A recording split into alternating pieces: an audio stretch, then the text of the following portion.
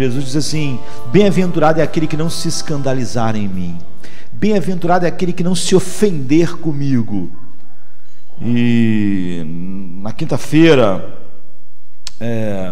nós estávamos meditando sobre os primeiros 8 capítulos do livro de Marcos, e há um ensinamento profundo que aponta diretamente para o Jesus real, né? Marcos começa seu livro de maneira direta, sem rodeios. Esse é o Evangelho de Jesus Cristo, o Filho de Deus. É uma das introduções mais agudas de qualquer livro. Eu acho que se nós precisamos fazer uma oração diária, é uma oração: Senhor, torna cada um de nós mais insensíveis, não no sentido de não sermos pessoas cheias de ternura, mas pessoas que não se ofendem facilmente, porque como a gente estava vendo na quinta-feira, rapidamente na introdução daquilo que nós estávamos meditando, logo nós avançamos para os outros pontos, já que o capítulo, os 8 primeiros versículos de Marcos é riquíssimo. Nós vimos o perigo, não é, de uma geração que não tem nada contra a espiritualidade, nem contra a ideia de Jesus, mas que é totalmente desconectado do Jesus real. Nós vimos como o livro de Marcos foi escrito 30 anos depois, 30 e poucos anos depois dos acontecimentos, depois que Jesus ressuscitou, e que nos primeiras 3 décadas não havia nenhum registro escrito disso.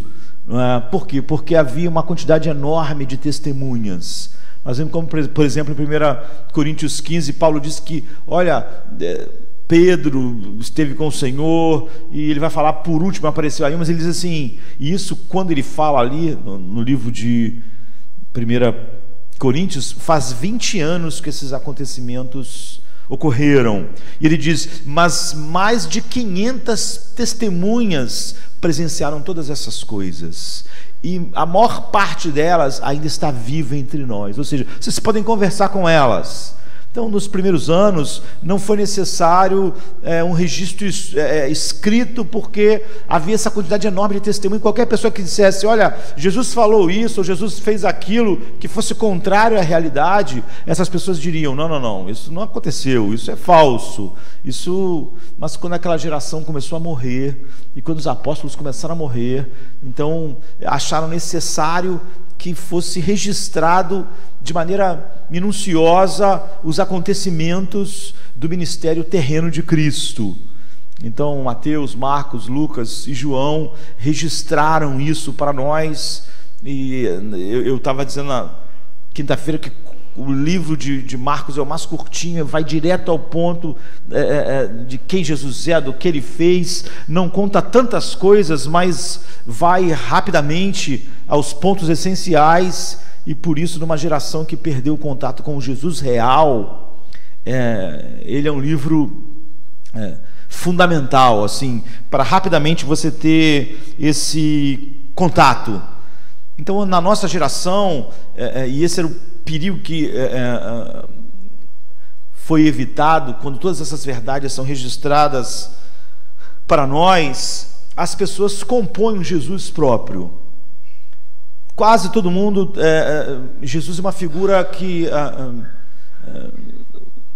o Jesus imaginário da mente das pessoas é querido pelas pessoas lá de fora e da igreja, mas você vê, é um Jesus totalmente inútil. A gente estava vendo, nós precisamos desesperadamente de um contato com o Jesus real, porque um Jesus que você cria, um Jesus que você imagina, um Jesus que não diz para você, bem-aventurado é aquele que não se ofende comigo.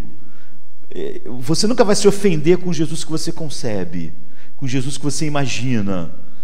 As pessoas não estão ofendidas, elas acham maravilhoso, mestre maravilhoso, mas esse Jesus não muda você. Se você não muda, a evidência clara de que você não tem um contato com Jesus real.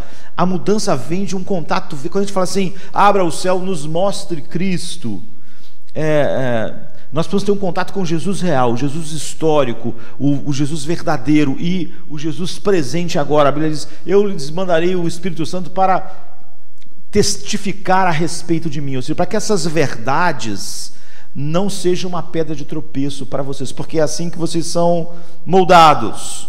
No entanto, a ironia, a gente estava vendo na quinta-feira, é que um Jesus que você molda, um Jesus que você compõe, um Jesus que se encaixa nos seus desejos, um Jesus que encaixa no tempo que você resolve dar a Deus, um Jesus da sua preferência, ironicamente, ele não pode te transformar, porque ele não pode te confrontar, ele não pode te ofender, ele não pode contrariar você, ele não pode dizer: isso aqui na sua vida está errado, aquela prioridade está errada, o que você está fazendo com o seu tempo está errado. O Jesus que eu concebo, ele não me contraria, então ele não me muda, porque na verdade ele não me contraria, porque ele é só uma expressão da minha própria mente, eu criei ele, e isso não tem nenhuma utilidade.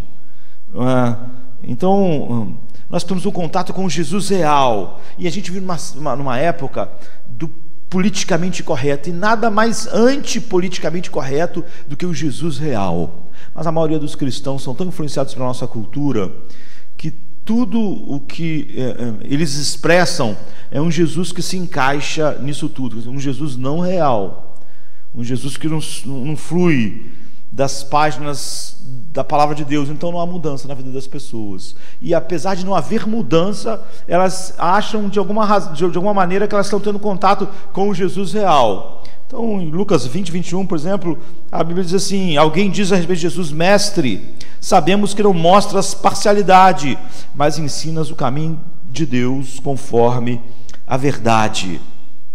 Como eu disse, nós precisamos pedir a Deus que nos torne mais insensível, para que não haja, nós não nos escandalizemos com Cristo, porque nós só temos uma relação verdadeira com Deus se nós somos mudados, e só o Jesus real nos muda, porque ele nos contraria, ele expõe aquilo que naturalmente nós não gostaríamos.